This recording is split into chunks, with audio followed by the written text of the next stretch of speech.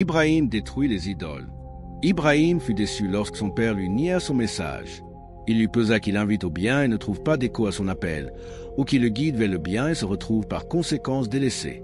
Mais cette faute commise par son père et cette froideur qu'il avait montrée ne l'empêchèrent pas de poursuivre son appel, et ne le dissuadèrent pas de désapprouver ces gens dans leur polythéisme et leur adoration des idoles en dehors de Dieu. Au contraire, il se décida d'anéantir ses croyances vicieuses, même s'il lui en incombrait des dommages et du malheur. Ibrahim était intelligent, perspicace et avait l'opinion juste.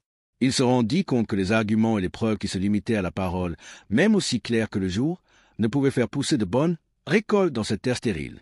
Il voulut joindre la vue des gens à leur perspicacité et leur sens à leurs esprits dans leur compréhension de sa croyance et leur réalisation de la vérité de sa vocation. Peut-être reviendrait-il à la raison et abandonnerait leur égarement. Regarde-le les amenant à discuter avec lui et les entraînant à converser avec lui. Il leur demanda « Que adorez-vous » Ils parlèrent longuement de leurs idoles et pérorèrent dans leurs réponses, se glorifiant de leur culte et se vantant de leur soumission à elles. Ils lui dirent « Nous adorons les idoles et nous leur vouons un culte. » La question d'Ibrahim était inspirée et atteignit le but voulu. Il agissait comme le médecin qui essaie de découvrir la maladie pour prescrire le médicament correspondant ou comme le juge qui les porte à avouer leurs crimes, et par cela limite l'argumentation et joint les différents points du conflit en une seule affaire.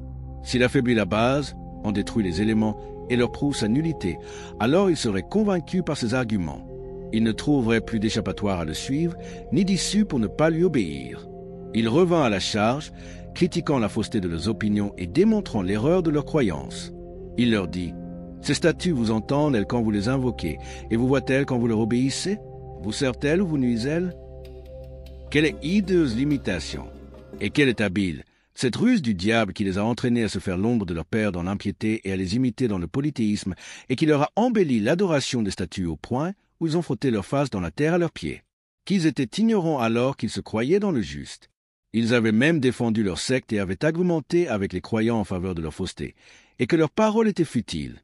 Tout ce qu'ils avaient pu dire fut, nos pères les adoraient déjà, Coran sourate des prophètes. Verset 53, ils avouèrent qu'elles n'entendaient pas l'invocateur et ne pouvaient ni nuire ni servir. Ils reconnurent qu'ils ne les adoraient que pour suivre l'exemple de leurs ancêtres et imiter leurs pères. Le fait que les gens avaient l'habitude d'idolâtrer ces statues et que leurs ancêtres suivaient le même rite leur suffisait comme preuve qu'ils détenaient la justice. Ils considéraient leur ancienneté comme l'évidence de leur droit à la vénération et la glorification. Ils étaient ainsi loin de la clairvoyance et éloignés du jugement saint. Ibrahim dit, « Vous et vos pères êtes dans une erreur manifeste. » Sourate des prophètes, verset 54. Ils répliquèrent, « Dénigres-tu nos divinités, les insultes-tu en disant la vérité ou plaisantes-tu » Il répondit, « Je vous ai dit cela sérieusement et je ne plaisante pas. Je suis venu chez vous portant la religion juste et ai été envoyé pour la guidance et le droit évident. Votre Seigneur, qui est digne d'être adoré, a créé les cieux et la terre et c'est lui qui les dirigeait. Les manques-cuivres, quant à ces statues, elles ne peuvent apporter ni le bien ni le mal. Elles ne sont que des pierres sourdes et du bois solide. Vous devez donc arrêter de les adorer et cesser de vous soumettre à elles. Et surtout prenez garde aux tentations du diable, pensez par vos cerveaux et regardez de vos yeux. Peut-être que vous vous orienterez. Il faut que vous sachiez que je vous ai devancé à me détourner de leur adoration, et si elles pouvaient nuire, elles m'auraient déjà nui. » Puis il leur démontra la merveilleuse création de Dieu et la splendeur de sa puissance, afin qu'ils distinguent l'effet de sa sagesse et constatent la différence évidente entre sa croix et les invités et ce qu'ils adoraient de statues qui ne leur suffisaient en rien.